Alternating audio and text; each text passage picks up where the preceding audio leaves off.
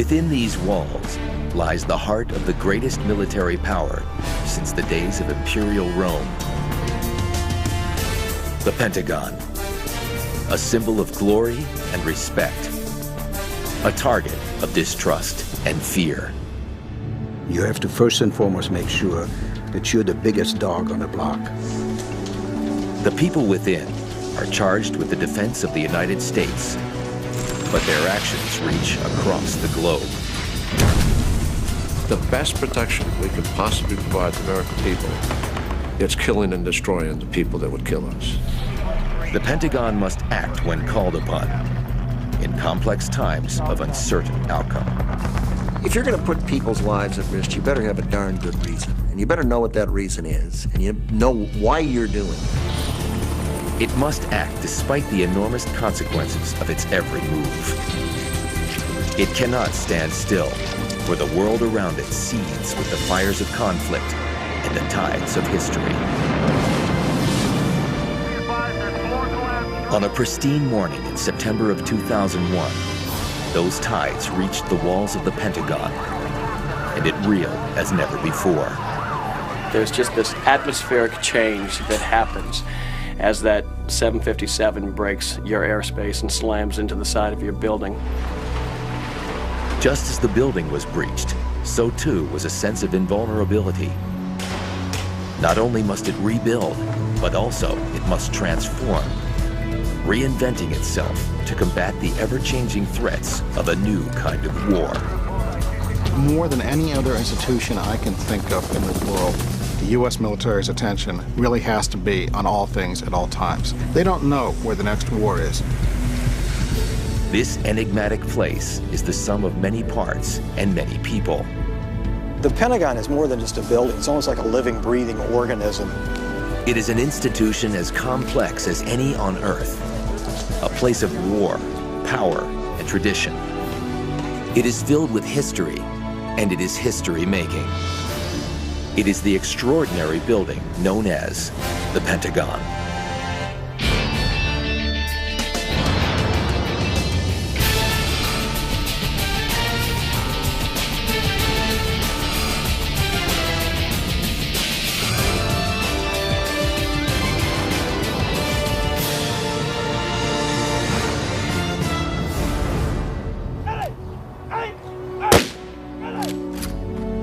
Young men have gone to war since civilization began.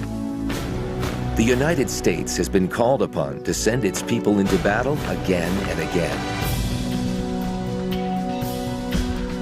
For the last 60 years, the call to arms has come from inside the Pentagon. This is the home of the U.S. defense establishment, one of the largest institutions in human history. The Department of Defense and its armed services are headquartered here.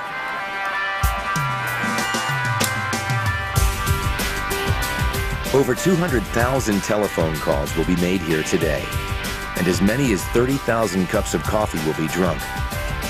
4,200 clocks will tell time, and perhaps more than 1 million emails will be sent and received.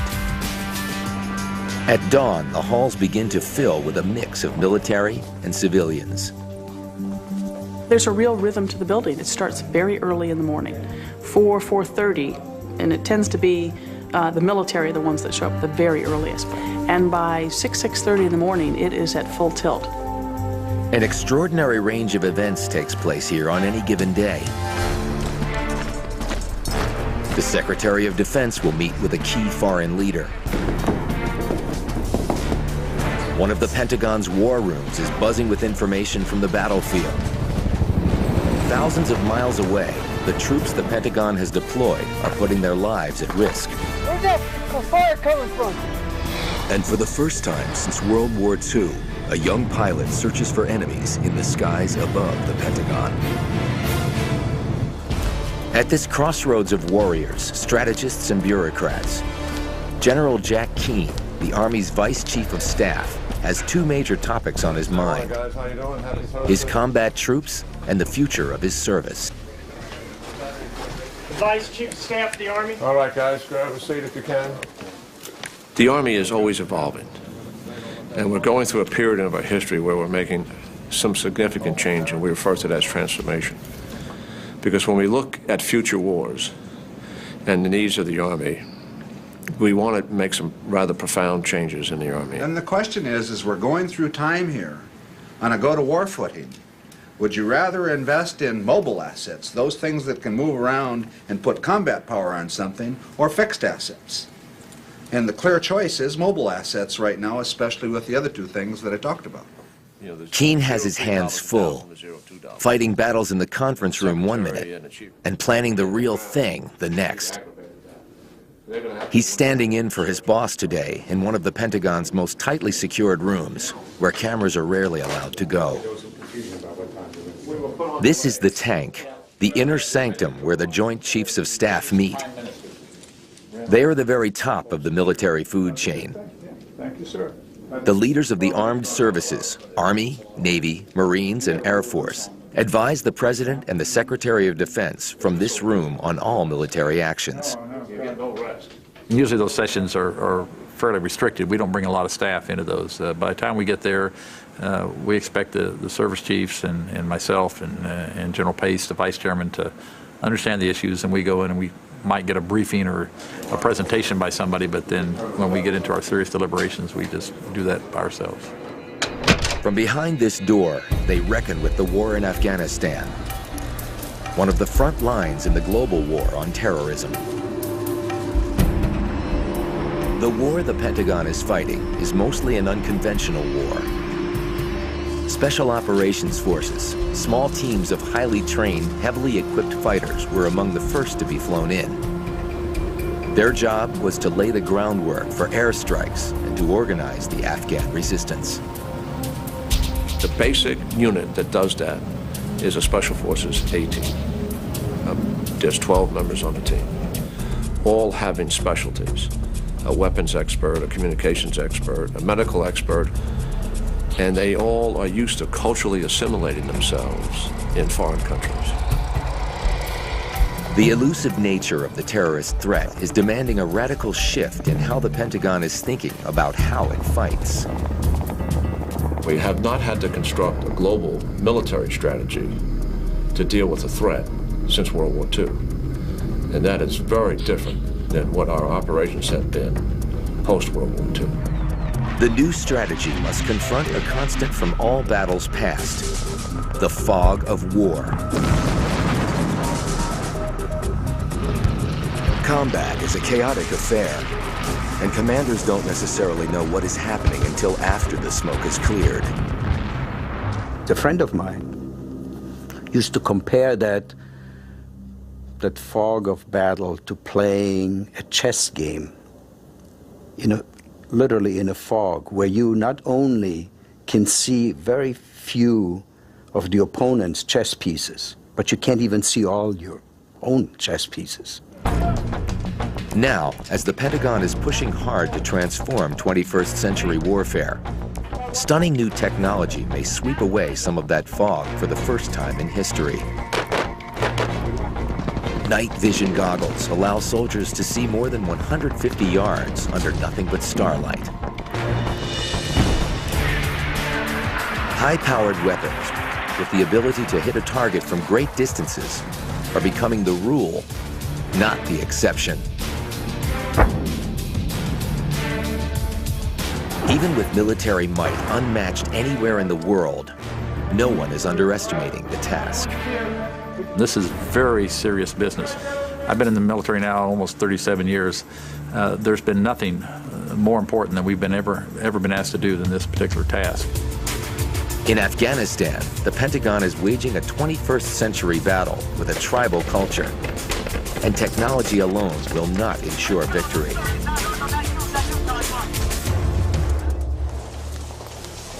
Even in times of crisis, the Pentagon fights more than military battles. It must also wage a war of words. In the press office of the Secretary of Defense, the goal is to keep the message clear, consistent, and controlled. Yesterday on the morning shows, both the Vice President and the Deputy Secretary of Defense spoke about what's going to happen to those folks that are captured, either Taliban or Al-Qaeda. So we're just going to compare to see what the Vice President said versus what Deputy Secretary Wolfowitz said to make sure that we're being consistent. Today, the hottest topic is a tape that has surfaced of Osama bin Laden. The rumor is that it will be proof of his guilt in the massive September 11th attack. The press is clamoring for the tape, but the Pentagon and the White House are still coordinating how, when, and if it will happen. But I don't know if the tape will be done, but... The back and forth discussions are held around a conference table set up appropriately enough for ping pong. When it's released, it'll be released. I don't believe they are critical as to how this highly sensitive material will be handled. As Clark last night, there's still the desire is that we release it within the Defense Department, and we do it probably on Wednesday. My instinct is... Victoria Clark is the head spokesperson for Defense Secretary Donald Rumsfeld. The Secretary is holding a press conference in just a few hours, and she has to be ready to brief him about the bin Laden tape. If you read it, it's pretty powerful on its own, so let's just let it stand out there by itself. I guess mine's more of a technical question, though. We've got these 2 transcripts now. Right. Well, we will, at the end of the day, have these 2 transcripts. What are we going to do with them? Well, we should reconcile them. Who among us is qualified? Who's going to be the adjudicator? See? I'll look at them.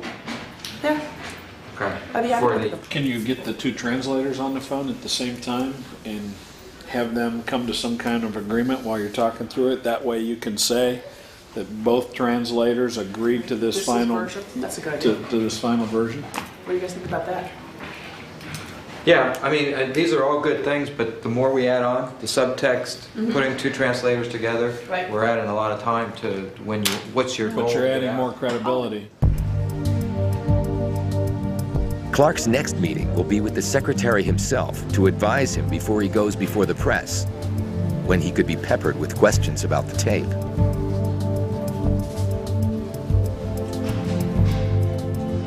Despite their mutual wariness, the Pentagon has made room for the press on its premises.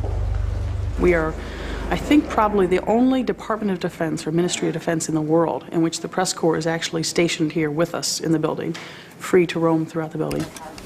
In their small offices, journalists like correspondent Jim Miklashevsky are prepping for another intense day. Miklashevsky has been covering the Pentagon on and off for more than 15 years. The Pentagon itself has about 17.5 miles of corridors. And to get news out of this building for beat reporters, you have to walk seemingly every inch of those 17.5 miles.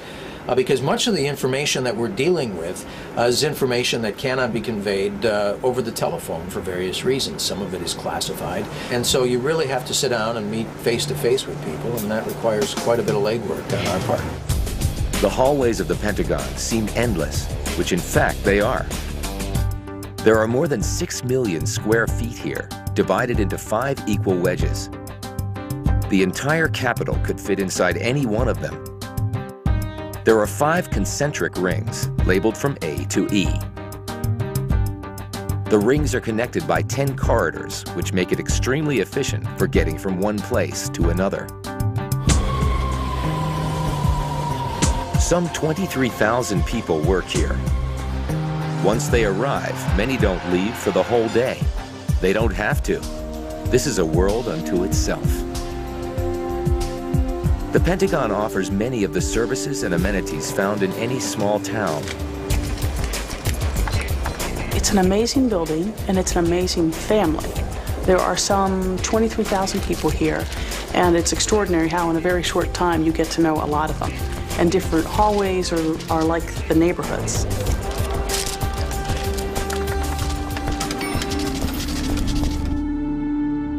One area of the building is unreachable these days, though. The 3 outermost rings between corridors 4 and 5.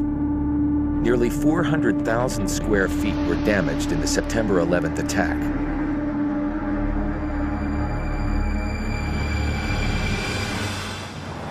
The funny thing about mornings like September 11th are they start off like any other day of the week. You deal with the hassles of traffic, with all of the regular hassles of living in a large metropolitan area and trying to get to work. I was sitting at my desk. A friend had called from Fort Belvoir, about 10 miles south of the Pentagon, and she was asking if I had heard about what happened to the World Trade Centers, and of course I had. And she jokingly told me, you know, the Pentagon is probably next, you ought to get out. And it was just at that moment that you just felt and heard the plane impact the side of the Pentagon.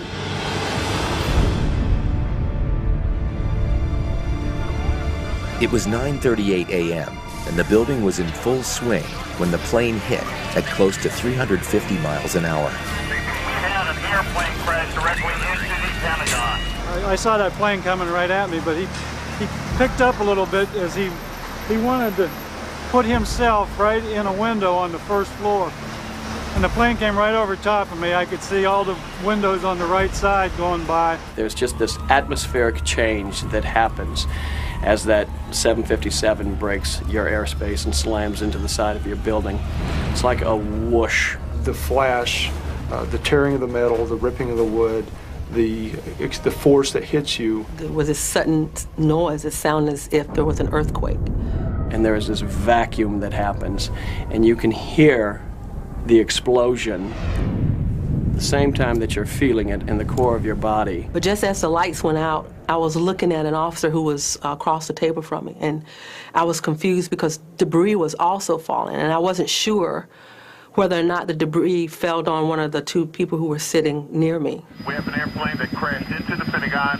The plane slammed into sections of wedges 1 and 2, largely occupied by Army and Navy personnel. David Thayall and Carl Monken shared an office barely more than 30 yards away from the point of impact.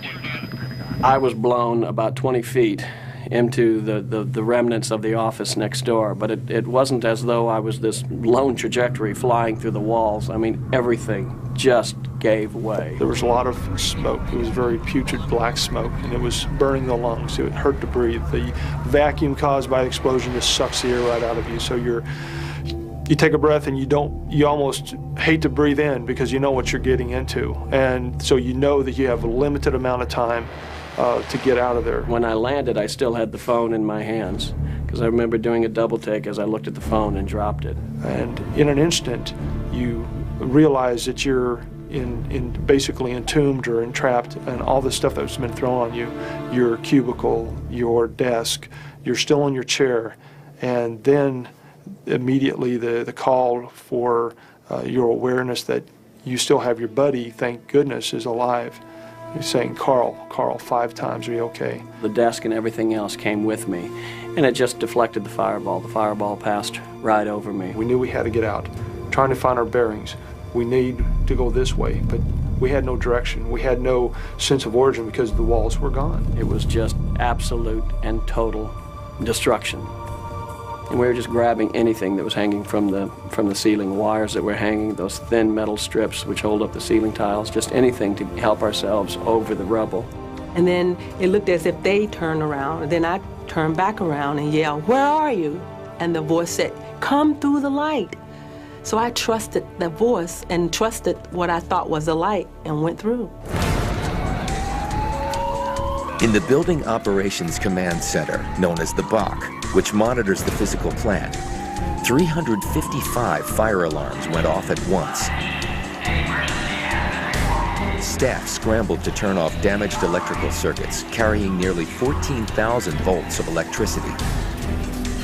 There was water all over the floor that if a cable had gotten into it, it could have, caused another electrocution or extreme electric shock to other people. Just about at that time, I believe, is when they notified of the additional airplanes. If I recall right, they called 3 additional airplanes inbound to the Pentagon, and they gave us an ETA of about 25 minutes. The BOC staff remained at their Pentagon posts, braced for more attacks. The day was far from over. Restricted for the Pentagon incident. One item is restricted. Not long after the fires finally subsided, the restoration effort began. The man who is leading the charge is Lee Evey. He has found himself in a historic place and time. What you see happening here is the beginning of the reconstruction of the Pentagon's damaged area, what we call the Phoenix area. and it's our intent to have this area rise from the ashes just like the fabled phoenix. The construction crews have thrown themselves into their mission. They work around the clock, every day, including weekends, no matter what the weather or the emotional toll. We've taken it as our goal that at the one-year anniversary of September 11th, that we will have people on the E-ring, that outermost ring, sitting in their offices, behind their furniture, doing their work, and watching that commemorative ceremony for the inside of the building out. And we will achieve that goal. We're trying to put the pieces back together as fast as possible. Evie and his team are working under an intense deadline that echoes that of the building's original creation. The Pentagon construction started on September 11th, 1941. So it was 60 years exactly to the day that this crash took place. In the months before ground was broken for the Pentagon, it was clear that for the U.S., war was imminent. Europe was already in battle. It was an anxious time in the nation's capital. In Washington, the War Department was dispersed throughout the city, perhaps 17 different buildings, and it became quite clear this was not an efficient way to do business. The man who would be behind the new building was General Brehon Somervell, Chief of Construction for the War Department. Somervell was a pile-driving man. He was a very strong, forceful character, ruthless, determined, and because he was very effective in getting things done, even though he was unpopular and even disliked by many of the people who knew him and worked for him or with him, he had the support of his superiors. In the heat of a Washington summer evening, on Thursday, July 17th, Somervell ordered a small group of engineers and architects to draw up a plan for a fireproof, air-conditioned building that could hold an unprecedented 40,000 people. It would be the world's biggest office building. Amazingly, on Monday morning, plans were submitted for a 5-sided building which harked back to the pentagonal shape of many old forts. The new fortress would be in northern Virginia, just across the Potomac River from Washington, which had little room for such a huge structure. At one point, President Roosevelt wanted a building with no windows, perhaps for safety reasons. But munitions experts told him that without them, a bomb would do far greater damage. Though the plan changed more than once, the shape never did. Less than 2 months after its conception, construction began. Even with 4,000 men working 3 shifts, progress was sluggish. At this rate, it would have taken 8 more years to complete the Pentagon. Then came December 7th, 1941.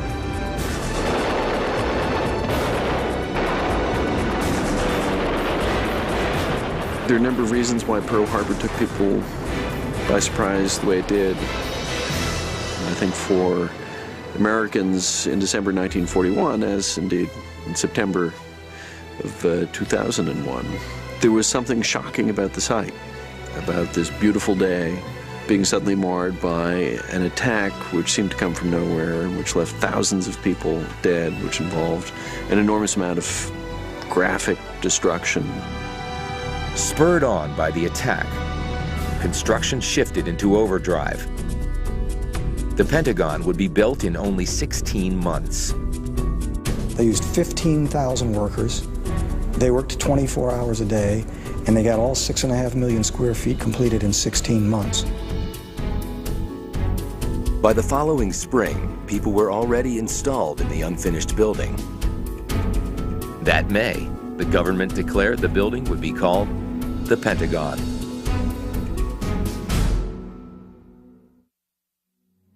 In the dark days of World War II, there was no special ceremony to commemorate the Pentagon's completion. People continued to move into the building 24 hours a day at the rate of about 1,000 a week. They were engaged in a mission, and thousands of miles away, so were the armed forces.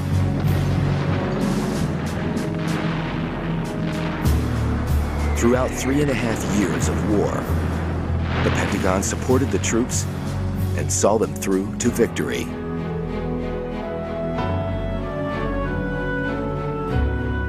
It had been proposed that the Mammoth Building could become a storage facility after the war.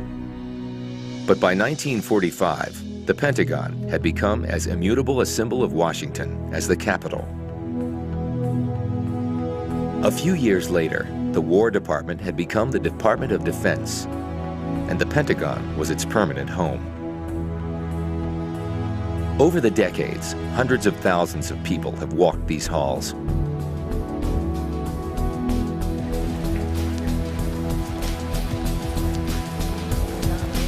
For newcomers, it can be like traveling to a foreign country with its own customs and language. 1,300 to walk through all 5 of those, plus the PEOs to present the path forward to OT for MCS, FPCB2, and ISYSCON.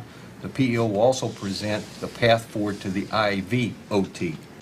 And I remember going to a budget briefing, and I remember the briefer put up a slide with type about the size of the stock tables in the back of the paper. This slide jammed with letters, and I'm trying to read it, and they kept talking about, I can't remember what the acronym was, but they kept using this term, you know, the spam jam or whatever it was. And that's what it sounded like to me. So finally I turned to this, I thought, I am the only one in the room who doesn't get this, and I feel like an idiot. So I turned over to this 4-star and I said, "Sir, what's the spam jam?" And he said, "I haven't the faintest idea." So I didn't feel so totally lost. Eliminated. As a former journalist, Pete Williams went from outsider to insider when he became the Pentagon spokesperson in 1989. Are now operational. Like many people who did not serve in the military, I had this cliche view of people in uniform. If you go to any community in America and ask yourself, who's running the blood drive? Who's running the Toys for Tots program? It's going to be people in the military.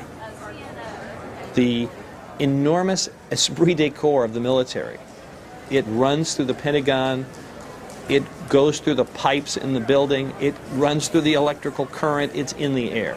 So it is a very impressive thing that you never forget.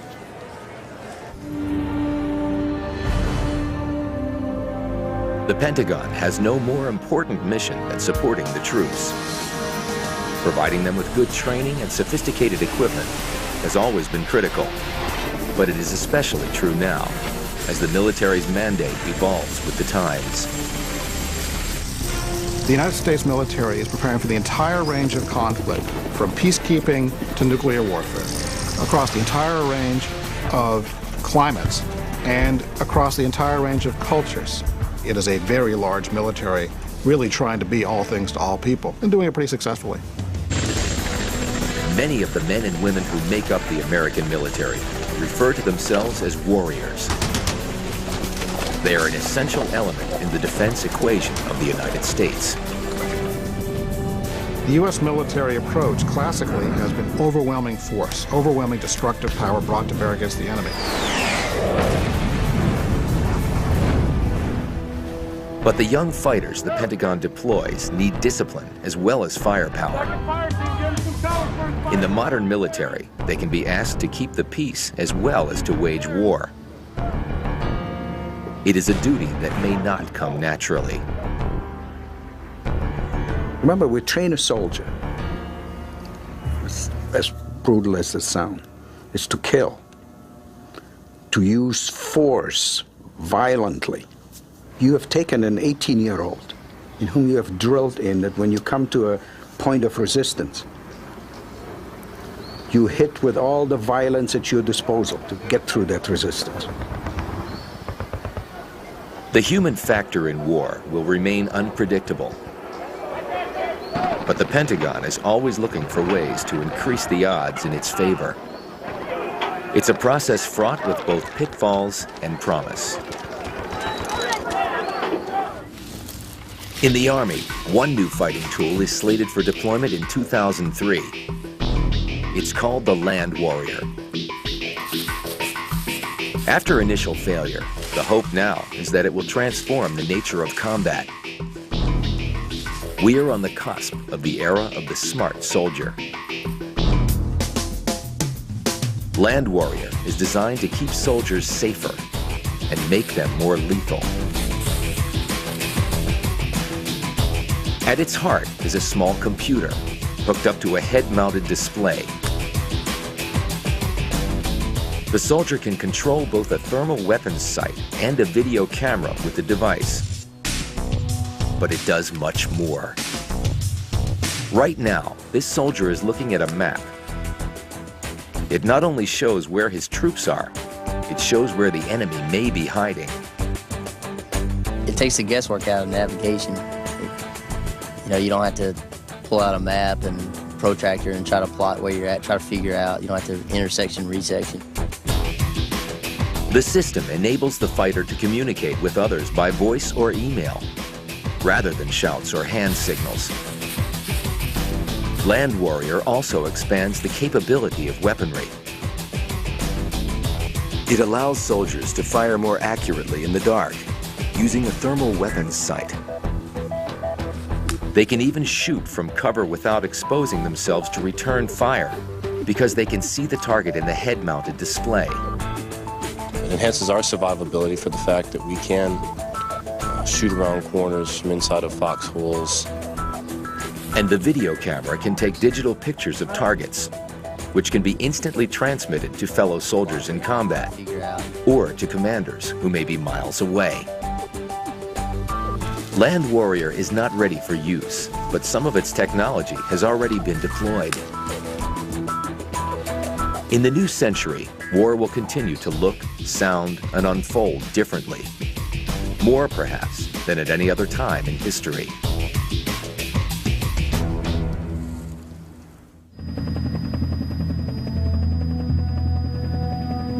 Pentagon warriors come in all manner of disguise.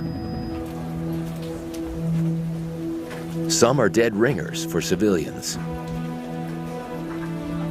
I took myself out of the field, out of the battle dress uniform, the muddy boots, where I spent my whole career in the woods, basically transformed overnight, set the uniform aside, put on the civilian clothes, grew my hair long, and tried to blend in as much as possible. Lieutenant Colonel Ted Anderson has seen combat more than once. His Pentagon persona is congressional liaison, a lobbyist who fights for the Army's budget. Well, Brady doesn't know where we're at. Okay, I'll let Brady and everyone know. The Pentagon's funding has often been a source of no small amount of controversy. Awash in politics and charges of recurring excess. Promised to put DRF money. With figures sometimes topping 15% of the federal budget, defense spending can come under heavy fire. This time around, though, post 9/11, criticism seems muted. It is Congress that has the final say in just how much money the Pentagon will get. Anderson's responsibility is to see that the Army's leaders are ready to answer questions from members who may have their own agendas for military spending. It's General Jack Keene's turn in the hot seat. Anderson is there to back him up.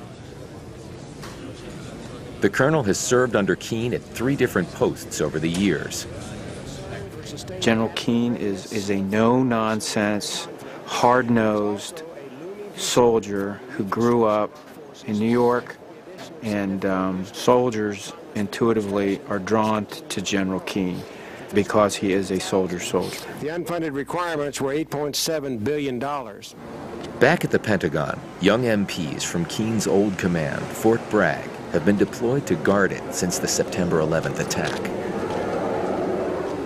The Vice Chief of Staff makes time to visit them. After all, they're his troops. You guys doing all right? Just fine, sir. That's great seeing you. Hey guys, how are you? Airborne? Sir. Good to see you. Y'all doing okay? Yes, sir. Airborne, guys. All right, we've been here since 20 September, thereabouts? Right, sir. Yeah. As much as you want to stay a field soldier forever, it's not the right thing to do. The right thing to do is also to come here to the headquarters of the greatest military in the world and provide the talent and the experience that you have, and hopefully some insightful judgment as well to help those in the field.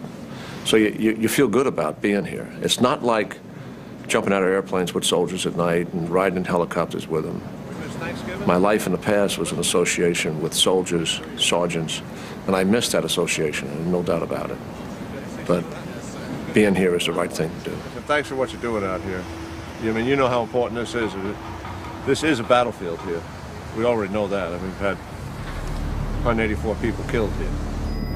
On that terrible day in September, in the midst of the chaos, some of the building operations staff had voluntarily stayed behind, despite warnings that more terrorist strikes were on the way. We divided into two groups, 3 of us on each side of the center courtyard in case something happened. There would be a group still there, hopefully. They had acted to close off vents filled with suffocating smoke and keep computer systems critical to the national defense up and running. Because the building was not being fully evacuated, we still had numerous people at the Secretary of Defense and some of our military command centers that were staying operational. We had to be able to provide them with water, with air conditioning and other things during the time the fire was still going on. We had just been attacked, and at that point we were at war, so we needed to keep our military command centers fully operational. Several miles away, a young Air National Guard pilot had been called back urgently from a training mission. Low on fuel, he was told to take off again immediately from Andrews Air Force Base. Captain 01, watch your departure radar. At first, to be totally honest with you, I didn't know what I was going to do because I wasn't being told anything. There's nothing on my radar because there were no other airplanes flying. Everything had been immediately grounded from their present location. On top of all that, there was no radio chatter. Normally you hear lots of aircraft talking, the air traffic controllers talking. It's dead silence. On the ground, Ted Anderson was transforming from a lobbyist back into a field soldier. The Pentagon was under attack. My fellow soldiers needed aid. And, it's like combat. And this is what you train for your whole life. A non-commissioned officer named Chris Brayman joined him in the frantic efforts to get the trapped and injured out. As I ran up to him, I introduced myself, said, Sergeant Brayman, nice to meet you. Said, hi, I'm Ted Anderson. My general got out on his watch. I'm not going to let him die. When we got right up to the building itself, right at the point of impact, as close as we could manage because the ball of fire and the flames were just, they were incredible. We found one of the windows in the older part of the building that had been blown out from the blast. We boosted each other through the window, climbed into the building, and tried to get down about 5 to 10 feet to push open an emergency exit door so we could possibly, allow people to run out to escape. There we noticed a woman. She was clapping. She couldn't breathe. She couldn't speak, but she was just clapping her hands, trying to get it, that stuff. But we could barely see her. We reached in and got her, and pulled her out. We pulled her out, pulled her away from the building, and gave her to some other folks, and they carried her away. Many were under the assumption that still more enemy-controlled aircraft were approaching the Pentagon. Be aware that there were 2 plane crashes in New York, and there were 15, engine 5, engine... When I was in the center courtyard tunnel, the building had been evacuated because the other inbound airplanes, and they were still calling our time to arrival. About that time, it was about 5 minutes to the inbound planes were to arrive.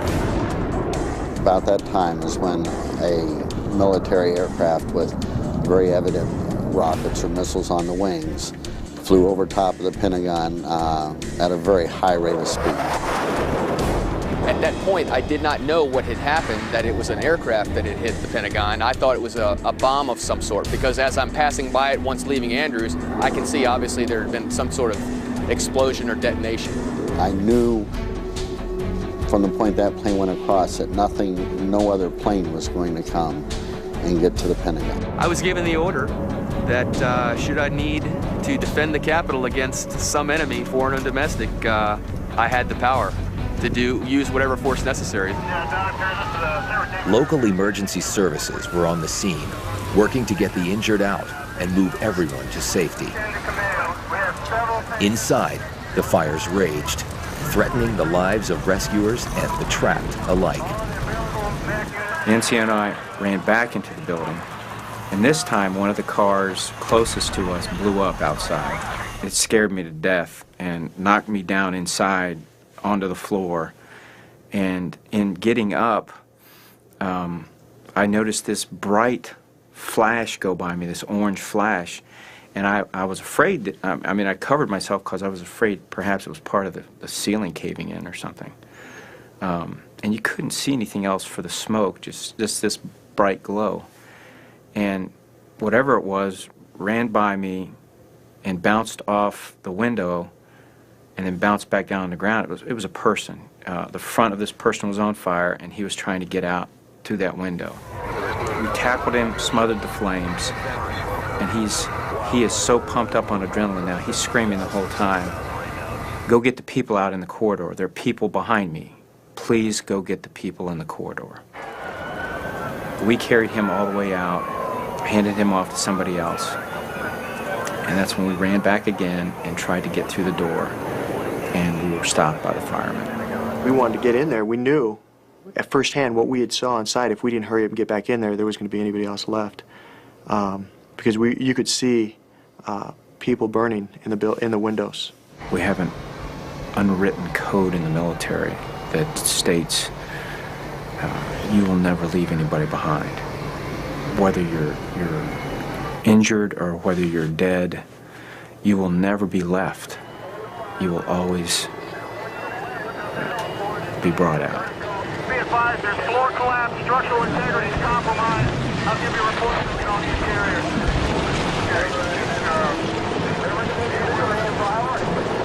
We have structural collapse next to the heliport. This was a combative situation. You know, you had all the sounds and the smells of combat. You know, you had the screams and the cries and the death and the wounded. But yet, although the fire department was doing their job, and I'm glad they did, we had to leave our comrades behind. And I know that in my heart we could have probably got him back, or I was going to at least die trying to get him. Later, one of the battalion fire chiefs told me that they had found 15 bodies stacked up inside in the corridor. And I try not to dwell on it. I can only imagine that these were the people that this gentleman was talking about, and that they were trying to get out, and, you know, perhaps their way was blocked. I just don't know.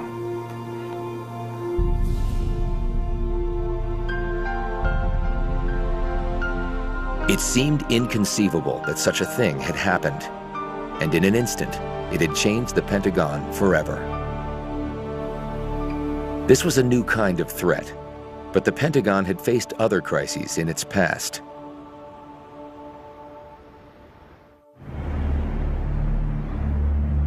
In its time, the Pentagon has experienced both triumph and disaster.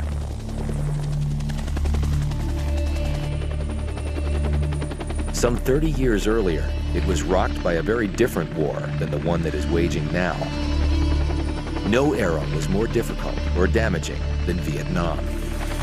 The after effects are still being felt.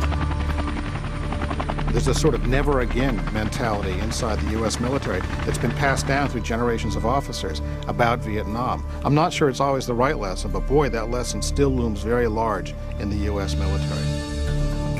Vietnam was like nothing the Pentagon had ever encountered. What had begun as an effort to stop the spread of communism became a trap from which there seemed no escape.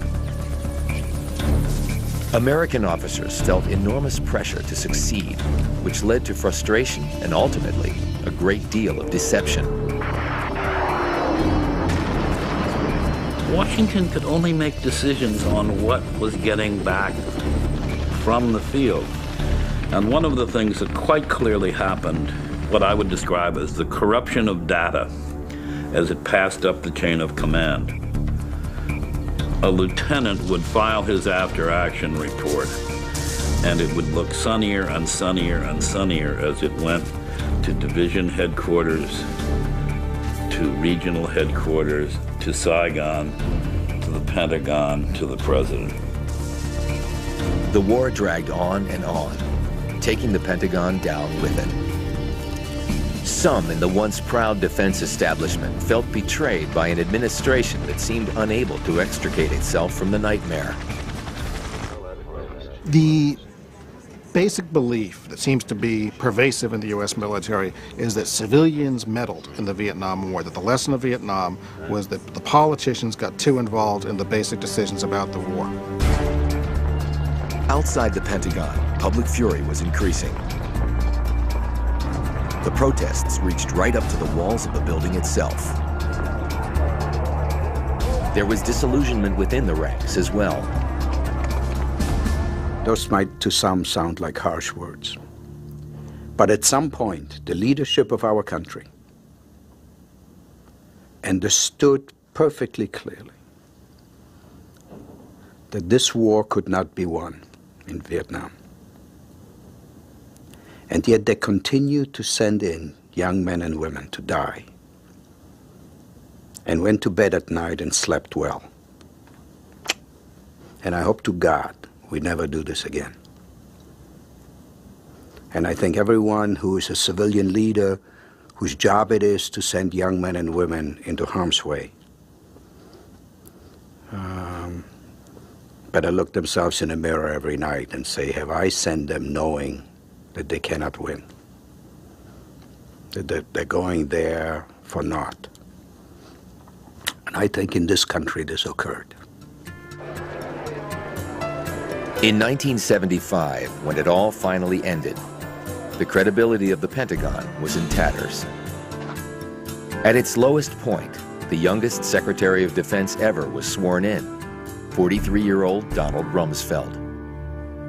Everything suffered during the Vietnam War. It was the era of guns and butters both, and in fact the guns suffered because everything the military invested in went for Vietnam. The other thing was there had been demonstrations here and the various people throwing blood in the front steps and that type of thing. The building had been closed, they'd never had any public tours, and they turned off every other light as you went down the halls in this building, and it was a dark, dreary, not a happy place to be. So I decided what we ought to do is turn the lights back on, have public tours, and dedicate some corridors to NATO and other groups or activities or people who've contributed to the defense establishment over the decades.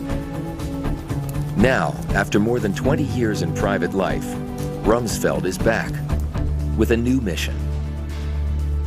The Pentagon is not always known for flexibility or efficiency, but he wants to change that. The effort has been clouded by the events of the 11th, however. When there's a war, one has to spend a great deal of time on the war. So since 9/11, I suppose a major chunk of my days involved with the global war on terrorism and in many instances Afghanistan. Right. Part of the Pentagon's reputation rides on how they handle information about the war. In a few moments, Secretary Rumsfeld will appear before the press, who will want to know about, among other things, the bin Laden tape. Has already been characterized, portions of it. Has anyone seen pretty it heavily outside of the linked. government? I don't think anyone outside the government has seen it yet, but there's been some pretty heavy characterization of it. And now there's real interest in when are you going to release it. Has the White House indicated that for sure that it's going to be released? They have indicated they expect it to be released soon, but they haven't put a date on it or time or anything. Should we go? Yes, sir. We shall go. He'll have to wing it. No firm decision has been reached. Where are the leadership? Same question. If we do a good job of telling the people the truth about our circumstance in the world, that it's a dangerous world, it's an untidy world, that weapons are more powerful, their reach is greater, but that we as a country are determined to see that we can continue to live as free people in this world, and we can do it. This country, more than any country on the face of the earth, can do that. See, they got you working again? God bless you. I love it. Good. Keep going. Yes, sir. You're a secret weapon. We're not going to run out of things to do. No, indeed. We got a lot to do. Rumsfeld, more than any other secretary I've covered, and I've covered about 4 or 5 now, really has imposed his will on the Pentagon in a striking way. He's very brusque, he's very straightforward, he's not afraid to take people on, and he kind of has also a little bit of a frat boy Princeton towel snapping attitude to him. Not afraid to josh a little bit.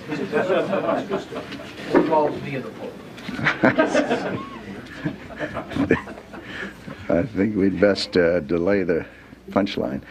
The joshing ends quickly when the subject of the tape comes up.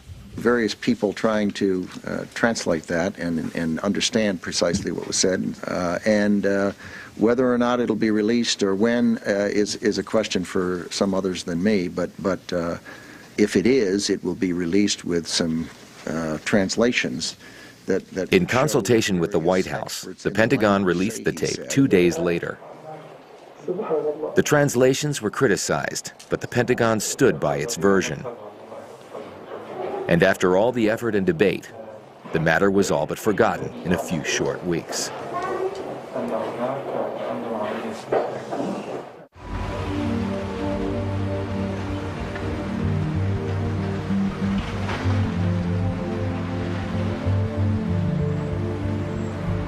"184 victims at the Pentagon site were among the thousands of lives lost that September day.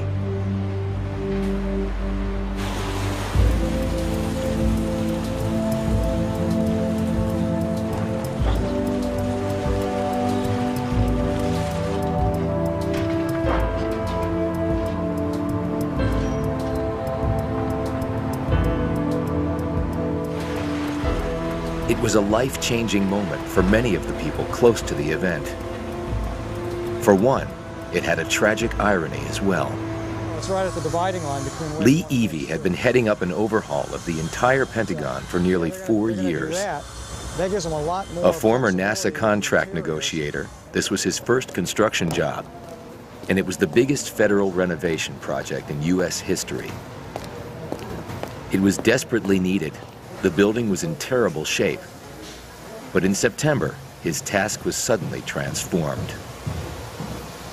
We were just completing on September 11th the last of what we call Wedge 1. The renovation above ground consists of 5 wedges. Each wedge is a chevron shape of about 1 million square feet. We were about 5 days from its completion, and we were moving people from Wedge 2 into Wedge 1. The renovation was much more than cosmetic. The windows may not look that unusual, but each one weighs close to a ton. It's an exact replica of the original, but its glass is 2 inches thick. It's built as a replica of the historic window that was here previously. So if you look at the window from the outside of the building, it looks exactly like the window that it replaced, including the handle and the little clips that would put a screen in, etc. But in reality, the window is not designed to ever open. It'll always be closed for 2 things. First, it's to serve as a blast inhibitor. Okay? And second, in case of nuclear, biological, or chemical attack, you don't want to have the windows in the building open. In a twist of fate, Flight 77 hit the Pentagon in the most protected place possible. The renovation and the windows saved lives, like that of the man who was leaning against his new 4th floor window when the plane hit the building directly beneath him.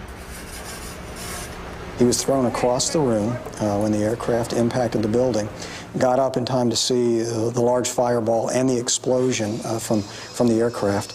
And he was very fearful that he was going to be badly hurt because of the force of the explosion. And indeed, the building shook and the window shook, but the window didn't even have a crack in it. He walked over, opened the doorknob, and walked out of the building. That day, most survivors stumbled home exhausted. But thousands of people reported for work at the Pentagon the next day, even while the fires continued to burn. Terrorists have demonstrated they're willing to take their own lives. They're willing to fly airplanes filled with hundreds of people into buildings and into this building, the Pentagon. They also have demonstrated an enormous desire to get weapons of mass destruction. They have been actively trying to get chemical and biological and nuclear and radiation weapons. If they get them, and there's no question but that they're willing to use them. With such threats to the mainland, the Pentagon is assuming domestic responsibilities it never asked for. Homeland security patrols are underway just off American shores. An unheard-of concept on this scale since the days of World War II. Maritime Homeland Security mission is to find and stop terrorist activities trying to get inside the country. Specifically looking for weapons of mass destruction, nuclear, radiological, biological, chemical, or other large explosive devices that can cause damage and casualties on a mass scale. God forbid we find a ship that's actually got some sort of large destructive device, and then our job is to stop it and get control of it and go from there. As part of a joint Navy Coast Guard mission, a foreign registered freighter has been chosen for a random check to be performed by the Coast Guard crew aboard the USS Thunderbolt. Morning, Captain. This is U.S. Coast Guard Lieutenant Len Robinson makes contact with the vessel. May I have the spelling of your vessel's name, Captain? Yeah, of course. It's Mike, Alpha, Romeo. The armed services are prohibited from carrying out law enforcement. The Coast Guard, which is under the Department of Transportation, will execute that part of the job. We're going to go on, verify his claim nationality, verify his crew registry, and his cargo that he's carrying in support of Homeland Security. Motor vessel radio, motor vessel radio. This is U.S. Coast Guard, over. Yes, sir. Marudio reply. Go ahead, please. Roger, Captain. We're going to be sitting our boarding team over at this time. Request that you have your crew mustered in the salon. Make sure they have their passport, visa, and your crew manifest available for my boarding team. We'll be embarking your vessel on the port side. We need no assistance.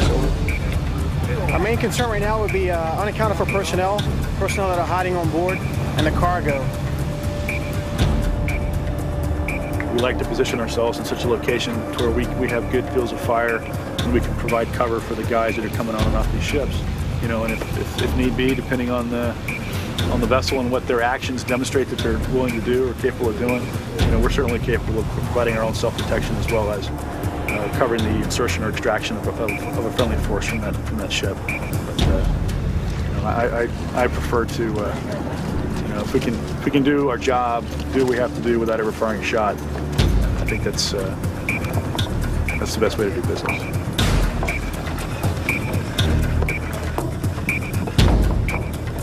The boarding squad discovered problems. A crew member with no documents, an unlisted and hazardous cargo. He didn't have documentation for the cargo he was carrying. He was carrying ammonium sulfate, which is hazardous cargo. And also, one of his crew members, he didn't have a visa. He wasn't on the manifest, but his brother was on there. It's just the kind of thing that they worry about. The crew discrepancies, plus the 3,800 metric tons of a toxic industrial chemical, are reported up the chain of command. The decision comes back. The freighter will not be allowed to continue and will be escorted out to sea, past U.S. waters. With nearly 100,000 miles of shoreline and some 10,000 ships entering U.S. waters each day, the Thunderbolt faces a daunting assignment. However, the task of Homeland Security is unlikely to go away. At the Pentagon itself, there have been radical security changes since September 11th. Once a remarkably open place, it has severely tightened its stance.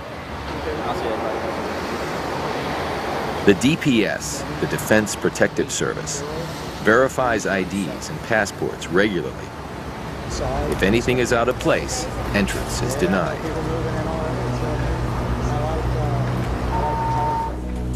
This morning, the DPS has seen something they don't like in one of the 67 acres of parking. An envelope has been thrown out of a car. There's a situation going on in lane 13 right now. Somebody drives up in a car, possibly a Dodge Shadow, pulls up, drops a vanilla envelope in the middle of the lane, and then takes off down to DC. The envelope is lying just yards away from the building. Inside, the Protective Service Unit, the Pentagon's equivalent of the Secret Service, is already on high alert. Access. If you got any concerns about people walking up, make sure we get with the gates. 3 of the most important people in the country are expected here in about an hour. All right, today we got a luncheon that's dealing with the Vice President, Secretary of State Colin Powell and Condoleezza Rice, security advisor. Myself and Van, we're going to be outside on the plaza. While the Protective Service Unit is prepping for the arrival of the VIPs, the Fort Bragg MPs are called in to cordon off the area around the package. Meanwhile, Lieutenant Colonels Ted Anderson and Ron Ellis are headed out to the Hill for another hearing.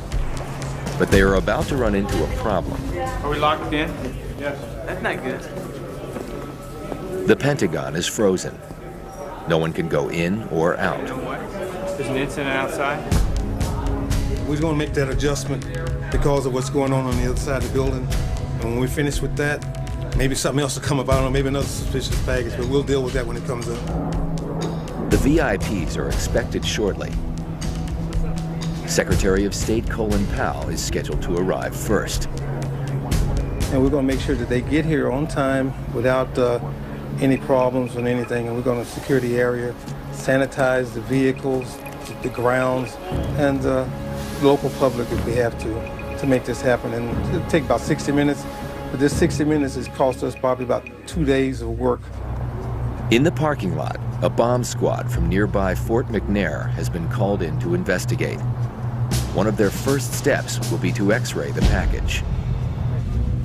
The DPS Control Center has its hands full, literally. Lane 13.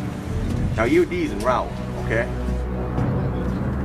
On one side of the Pentagon, 3 of the country's leaders are about to arrive for a high-level meeting.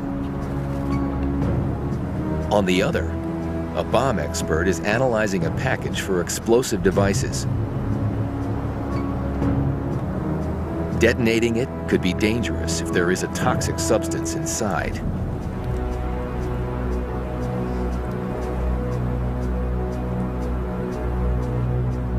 We were out waiting on the bus. They told us to come back in a quarter to, and they locked the door as they finished the incident. And then when that's done, they'll let us out, but we don't have a clue. We might be able to go out the metro entrance. Yeah.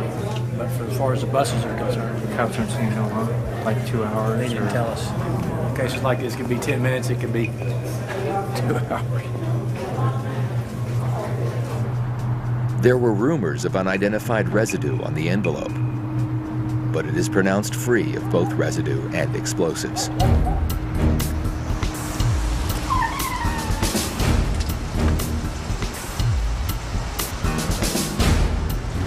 Powell arrives safely and disappears into the Pentagon that he once commanded as the chairman of the Joint Chiefs. We don't want our principals standing outside in harm's way for any length of time over 60 seconds. And in the same regards, we don't want the other principal waiting over 60 seconds, or what we would call stopped, which is on the X. When you're on the X, you're a target. So we want to keep the wheels rolling, keep the feet moving, so when the vehicles come up to the steps, the secretary's there, they shake hands, they come in, and the operation goes off smoothly. If everybody has to wait, then someone that's lurking outside has a good chance of setting up a good shot, and we don't want that to happen. By the time everyone arrives, the package has been cleared. But the DPS's job is not over. They looked in there briefly. There were some papers and some paper clips. They looked in there, they saw there could be something that possibly could have been addressed to the president. I cannot tell you for an absolute, but it was rambling writings, nothing specific. The incident resolved, everyone is allowed to go about their business, including Ted Anderson and Ron Ellis. Moments like this one are a reminder that life at the Pentagon will never be the same. A new sign has been put up outside the Phoenix project, counting down the days till its completion. The familiar limestone facade is going up, protected from the weather by plastic sheeting. We're ahead of schedule at this point, probably about 4 weeks ahead of schedule. And of course, that schedule was already quite ambitious. The construction crews have shown great dedication to the Phoenix project, rarely taking even short breaks. But one of them is here for the most personal of reasons. Michael Flacco is a sheet metal worker from Delaware. He requested special permission from his union to work on the job. It was all he could think to do. His son, a Navy weather forecaster, was killed in this very spot on September 11th.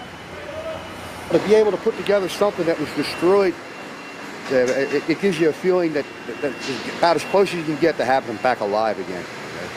I retrace his footsteps every day through the Army-Navy tunnel. He used to walk through there every day. So I go there every day and walk past.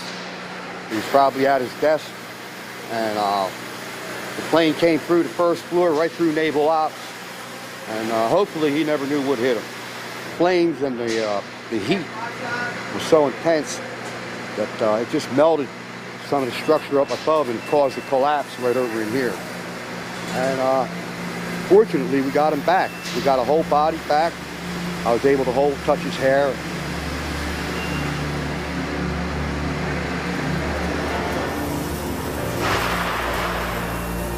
There is more being rebuilt here than walls and corridors. While the renovation project forges ahead, the work of the national defense continues around it. We can't allow the mission of the Department of Defense to stop or to fail for 1 minute out of one day because we're here doing the renovation. We have to keep those people constantly doing their work. The mission of the Pentagon is carried out by thousands of people doing millions of different tasks. But no part is more essential than planning for war.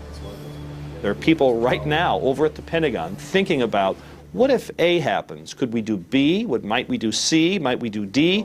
And they're writing all those plans up. The Pentagon is full of contingencies and plans for things that you and I have never even thought might happen. That's their jobs. In 1990, a plan was being devised in the Air Force that would help change the face of warfighting.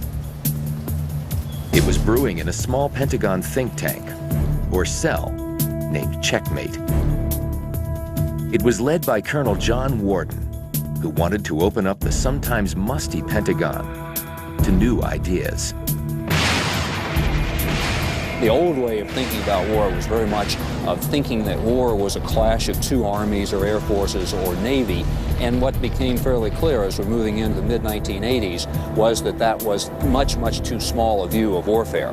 So the concept of the enemy as a system was to think about an enemy as something that was significantly greater than just the military side of it.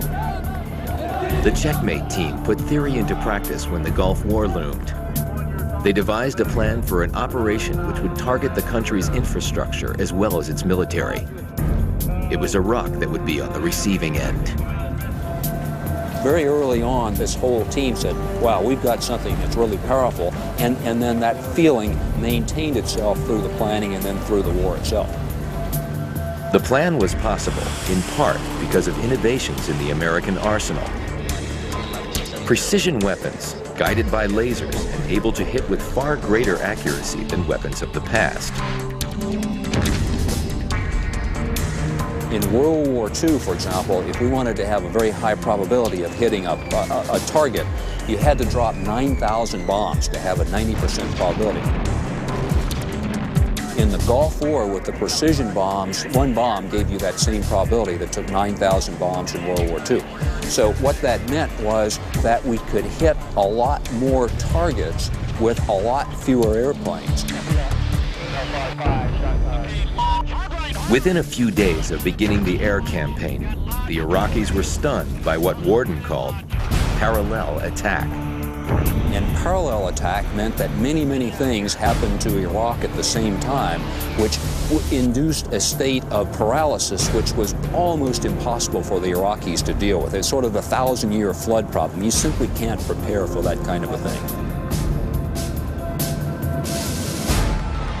Precision weapons and the strategic use of air power helped make the Gulf War an enormous operational victory for the Pentagon, helping it move past the legacy of Vietnam. Desert Storm worked extremely well because the U.S. military learned the tactical lessons of the Vietnam War. They really went to school on how do we fight better, how do we connect how we train to how we fight.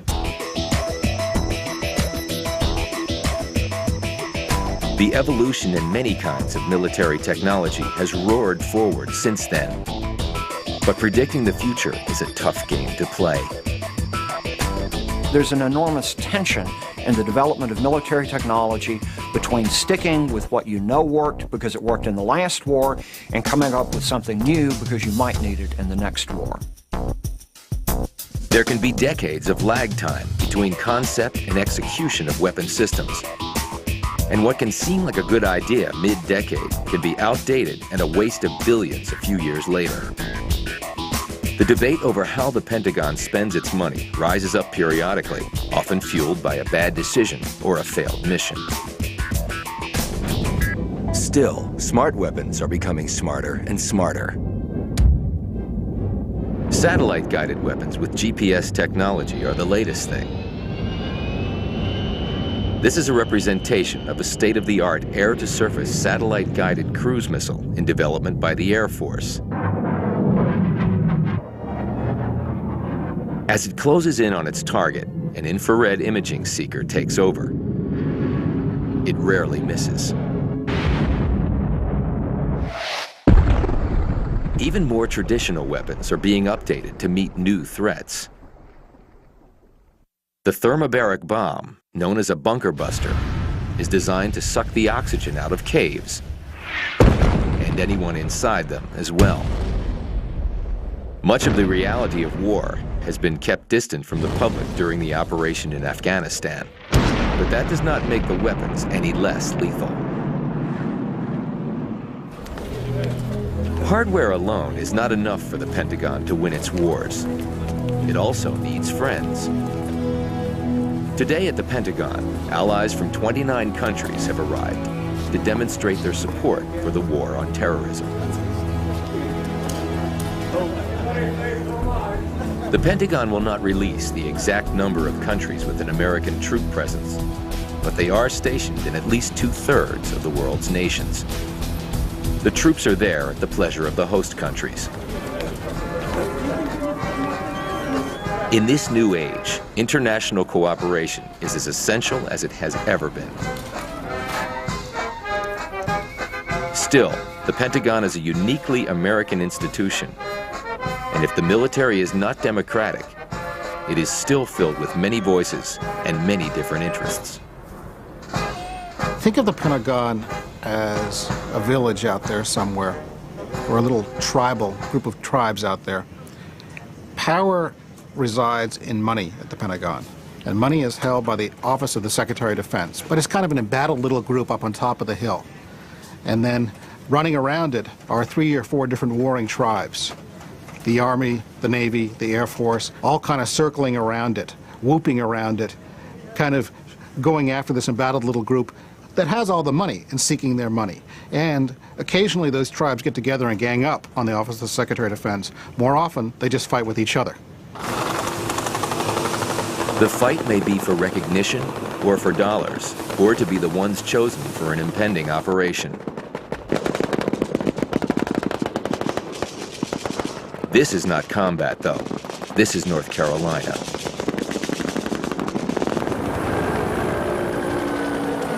It's a display of Marine firepower meant to impress and entertain. You'll see all the capabilities that the Marine Corps brings to the battle. Everything we do is going to be compressed in time and space because we're putting it on a show for everybody. And we normally do this when we don't want you to see us, but today, obviously, it doesn't do us any good to have all these people out here with nothing to see. So you've got to see it. We do it mostly at night because we own the night. That's when we like to fight. We're not looking for a fair fight. We're looking to go in there and, pardon my French, kick the enemy's butt and bring all of our soldiers home. That's what we expect. That's what my family expects of me and what your family would expect of you. The squad leaders will have one of these. The Marines here are putting on a show for the community and for officers from all over the world. Thank you. What we want to do is concentrate our combat power so that we can hit the enemy where they're the weakest, and we can exploit that weakness and take advantage of it. The show of readiness builds support with the public, but it can also influence a much smaller audience. The Commandant of the Marine Corps at our Marine Corps headquarters is located at the Pentagon. When our representative goes into the tank, they call it, with all the other service chiefs and the chairman of the Joint Chiefs, when they want to pick a force that is ready to go, very expeditionary, can be moved very lightly, but have a lot of combat power when they get there for an initial enabling, to get in, open the door up, and hold for the moment at hand. I think that we play very well into that role. The day's grand finale is a reenactment of an urban combat exercise, among the most dreaded forms of any combat. He finished his company. In a mocked-up tactical village, the Marines have been trained to fight where civilian and military casualties can be highest. In this exercise, the bad guys are holding the town. The good guys initiate the operation to seize the city. The mini-war features everything from tanks to aircraft to carry out the assault.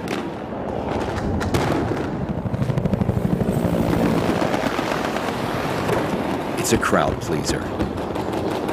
Not too surprisingly, on this day in North Carolina, the good guys win. But all the performance art is a rehearsal for the real thing. The Pentagon sends troops where it is told to. In 1992, it was ordered to deploy forces to Somalia on a humanitarian mission. Initially, there seemed little risk.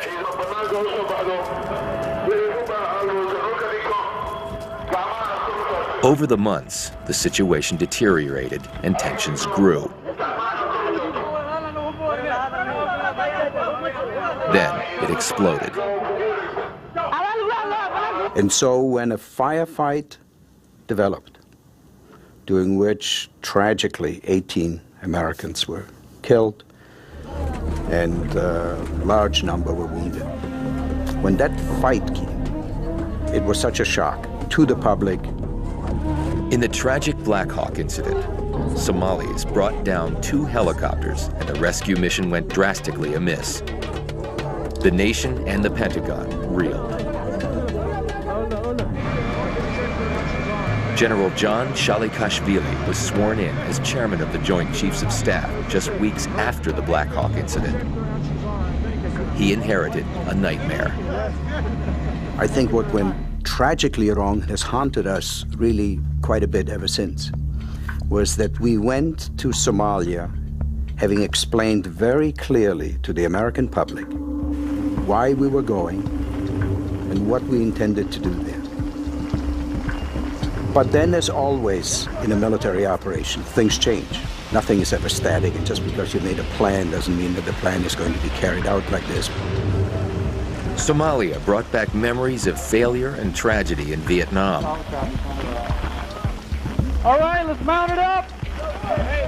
Over the next years, there was little appetite in the U.S. for rushing troops in just anywhere.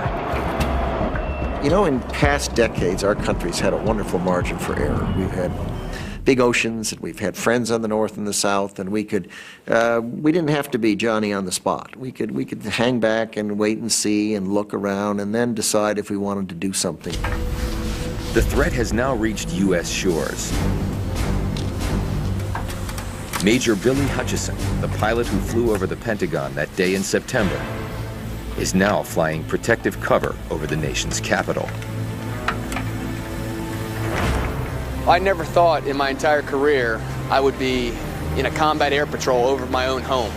That's kind of an unnerving thought, you know? You'd never want to have to think, well, when I get up out of bed today, I'm going to be sitting above my house with live weapons defending this country against something that may come this direction. And there's the Pentagon. See the Pentagon out there? On this clear day, there are no enemies in the skies over the Pentagon. But no one is ready to let down their guard.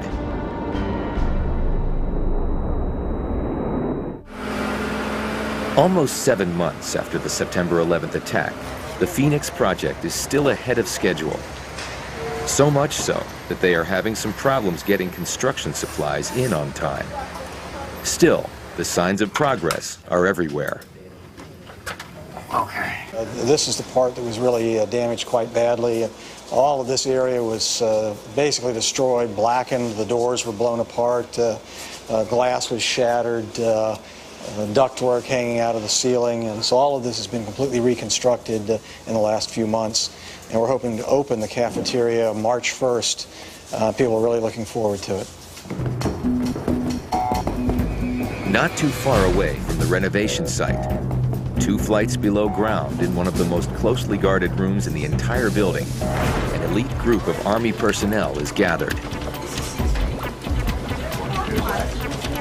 This is a Pentagon war room. Where you are is in the Army Operations Center, and it's here where the Army does its planning and issues its orders to its forces. And we follow an agenda that's on the screen there, and it starts out with a detailed understanding of the intelligence picture itself. What are our adversaries doing? What do we think they're going to do? And we try to be as predictable as we can. The new enemy does not have an army or navy that the Pentagon can overwhelm. It is difficult enough to even find them. Intelligence gathering and secure communications are critical in this new war. The Pentagon has incredible tools at its disposal. Military and civilian satellites can send back images like this one of the strategic Kandahar airport from more than 400 miles up. But even this remarkable technology can only do so much. It is the state of the human intelligence gathering that has the Pentagon concerned. I worry about intelligence. I worry about our ability to know what's going on. It's a big world. It is very difficult to find individual people. The intelligence capabilities right now, at least in my view, they're not right where we need them to be. If the FBI has a queue or the military has a queue somewhere due to some of our interrogations of some of our detainees, that those queues fly very quickly to other agencies and that they can cross queue and say, now I see what's developing, or I see this linkage that I never saw before, and that can lead to other trails that either for law enforcement purposes or for prevention purposes or for military purposes could be very, very useful. As enemies of America arise and find ways around its sheer military might, as terrorists have, the Pentagon will be challenged to devise methods to meet those threats. Combat is a giant game of rock, paper, scissors. You bring a rock against the other guy's scissors, so he comes back with paper to wrap your rock, so you bring scissors against his paper. That's all military technology is. It's a continuing evolution of what does the other guy have, how do I attack it, how does he respond to my attack. One of the most important developments is the UAV, the unmanned aerial vehicle. They were first used with mixed results, but they are fast coming into their own. Over the next decade, I think that UAVs are going to revolutionize American warfighting in the way that computers and satellites have in past decades. We're getting there, we're just not there yet. Flown by remote control, the drones, as they are sometimes called, can hover over a hostile area, staring at it for much longer than other aircraft. One of the things that's enabled us to be very successful in Afghanistan is we have air superiority above 10,000 feet over Afghanistan, so we can put aircraft, some of our long-dwell unmanned aircraft, over these targets with sensors on them that allow us to stare at a target for a long period of time. At times, they can deliver the information almost simultaneously to the field commander and the Pentagon. And in the 21st century, information is power.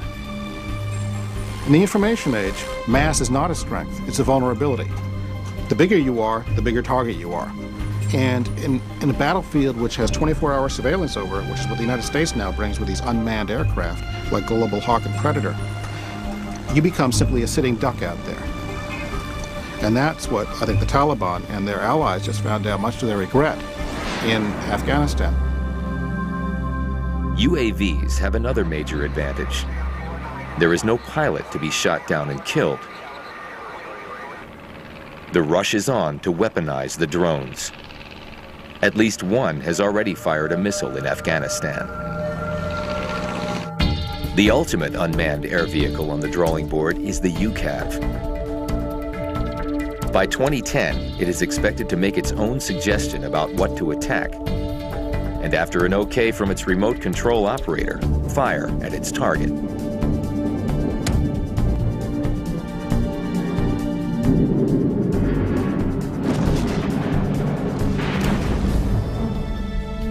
Disquieting or revolutionary, this increasing automation of warfare is expected to continue.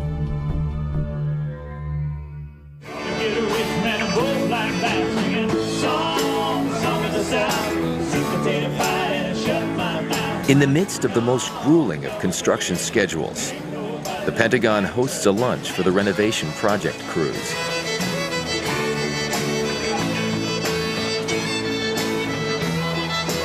An appearance from the secretary caps the event.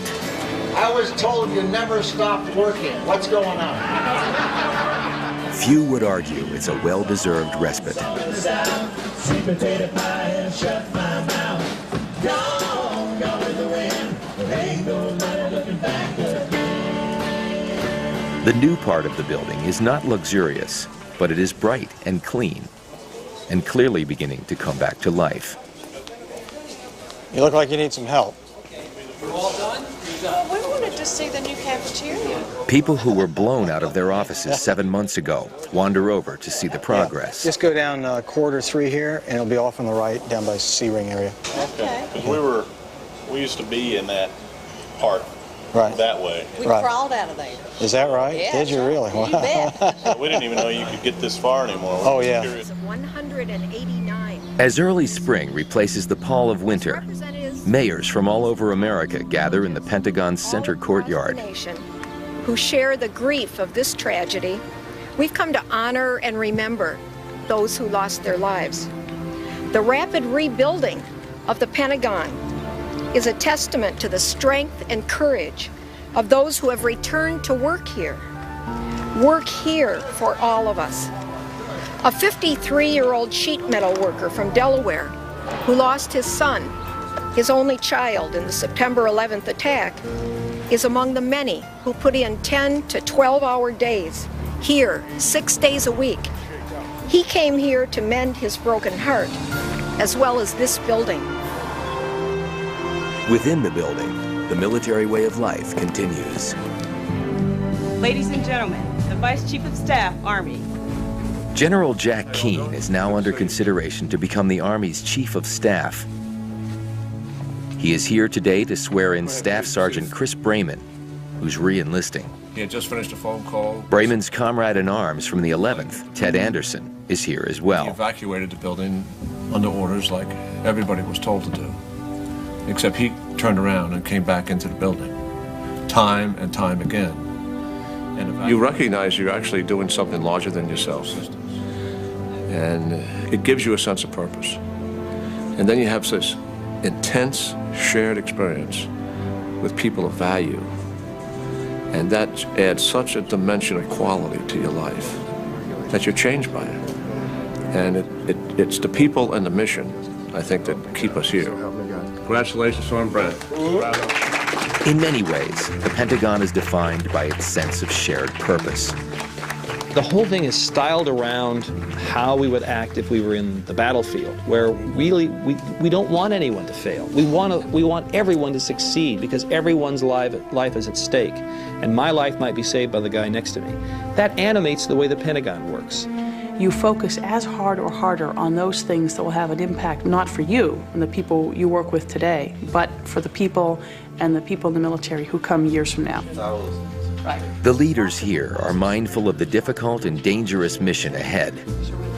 They exist in a universe where matters of life and death inform every decision, every act. So I don't think we should be under any illusions about what kind of world we live in right now. And that's why it's important that we can't build fences big enough to defend ourselves. I think that's one of the things September 11th told us as well. Now, we can do a better job, and I think we are in that regard, but we've really got to go on the offense in this particular fight. So what one has to worry about is seeing that we stay ahead and that we work harder and smarter and faster at finding those terrorists and the terrorist networks and stopping them before they have the opportunity to gain access to those kinds of weapons and kill many multiples of the people that were killed on September 11th. The Pentagon was created to deal with one of the most terrible expressions of the human race, war. Its success or failure, however measured, can affect the future of nearly every country on the planet. Fear it, respect it, look to it for protection, or desire its destruction. Much rests on this stolid, serious place. A grave and simple building called the Pentagon.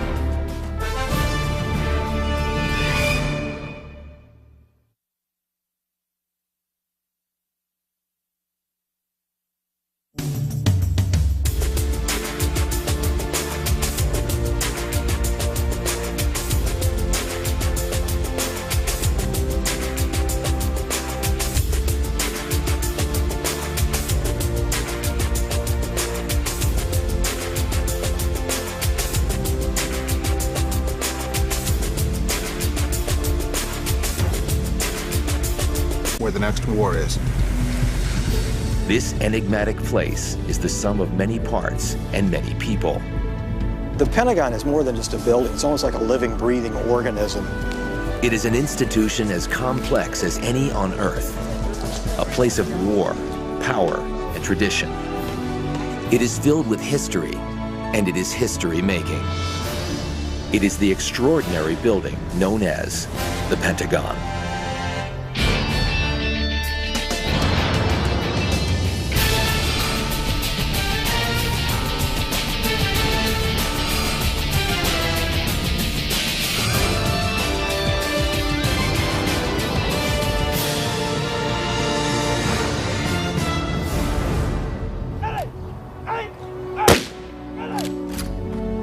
Young men have gone to war since civilization began.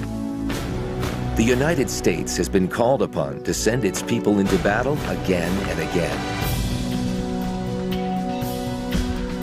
For the last 60 years, the call to arms has come from inside the Pentagon. This is the home of the U.S. defense establishment, one of the largest institutions in human history. The Department of Defense and its armed services are headquartered here.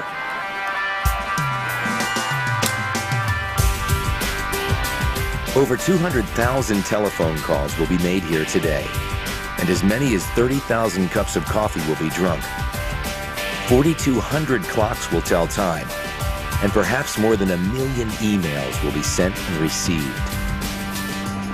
At dawn, the halls begin to fill with a mix of military and civilians. There's a real rhythm to the building. It starts very early in the morning, 4:30, and it tends to be the military, the ones that show up the very earliest. And by 6:30 in the morning, it is at full tilt. An extraordinary range of events takes place here on any given day.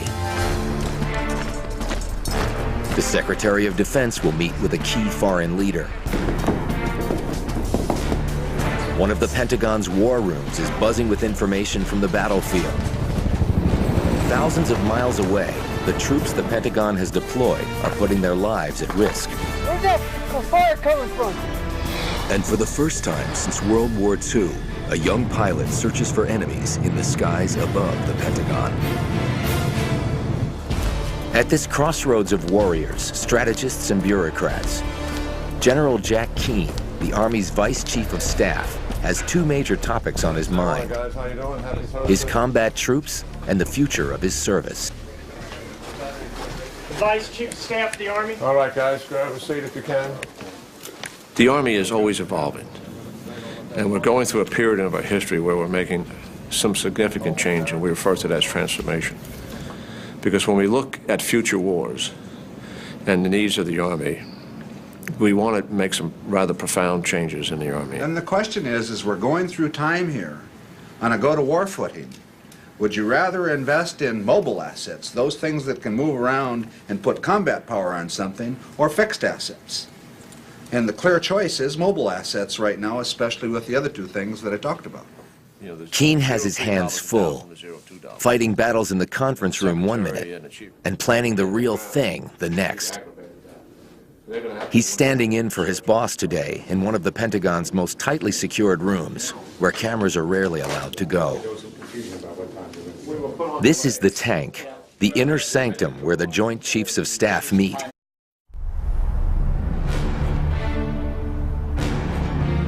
Within these walls lies the heart of the greatest military power since the days of Imperial Rome.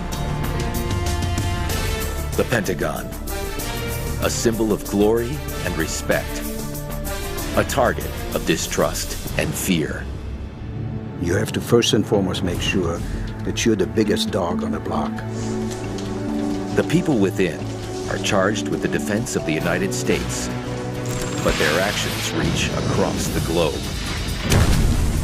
The best protection we could possibly provide the American people is killing and destroying the people that would kill us. The Pentagon must act when called upon in complex times of uncertain outcome. If you're going to put people's lives at risk, you better have a darn good reason. And you better know what that reason is, and you know why you're doing it. It must act despite the enormous consequences of its every move. It cannot stand still, where the world around it seethes with the fires of conflict and the tides of history. On a pristine morning in September of 2001, those tides reached the walls of the Pentagon, and it reeled as never before. There's just this atmospheric change that happens as that 757 breaks your airspace and slams into the side of your building. Just as the building was breached, so too was a sense of invulnerability. Not only must it rebuild, but also it must transform, reinventing itself to combat the ever-changing threats of a new kind of war. More than any other institution I can think of in the world, the U.S. military's attention really has to be on all things at all times. They don't know. They are the very top of the military food chain. Thank you, sir. The leaders of the armed services, Army, Navy, Marines, and Air Force, advise the President and the Secretary of Defense from this room on all military actions. Usually those sessions are fairly restricted. We don't bring a lot of staff into those. By the time we get there, we expect the service chiefs and myself and General Pace, the Vice Chairman, to understand the issues, and we go in and we might get a briefing or a presentation by somebody, but then when we get into our serious deliberations, we just do that by ourselves. From behind this door, they reckon with the war in Afghanistan, one of the front lines in the global war on terrorism. The war the Pentagon is fighting is mostly an unconventional war. Special Operations Forces, small teams of highly trained, heavily equipped fighters were among the first to be flown in. Their job was to lay the groundwork for airstrikes and to organize the Afghan resistance. The basic unit that does that is a Special Forces A team. There's 12 members on the team, all having specialties. A weapons expert, a communications expert, a medical expert, and they all are used to culturally assimilating themselves in foreign countries. The elusive nature of the terrorist threat is demanding a radical shift in how the Pentagon is thinking about how it fights. We have not had to construct a global military strategy to deal with the threat since World War II. And that is very different than what our operations have been post-World War II. The new strategy must confront a constant from all battles past, the fog of war. Combat is a chaotic affair, and commanders don't necessarily know what is happening until after the smoke is cleared. A friend of mine used to compare that fog of battle to playing a chess game, literally in a fog, where you not only can see very few of the opponent's chess pieces, but you can't even see all your own chess pieces. Now, as the Pentagon is pushing hard to transform 21st century warfare, stunning new technology may sweep away some of that fog for the first time in history. Night vision goggles allow soldiers to see more than 150 yards under nothing but starlight. High-powered weapons with the ability to hit a target from great distances are becoming the rule, not the exception. Even with military might unmatched anywhere in the world, no one is underestimating the task. This is very serious business. I've been in the military now almost 37 years. There's been nothing more important than we've been ever been asked to do than this particular task. In Afghanistan, the Pentagon is waging a 21st century battle with a tribal culture, and technology alone will not ensure victory.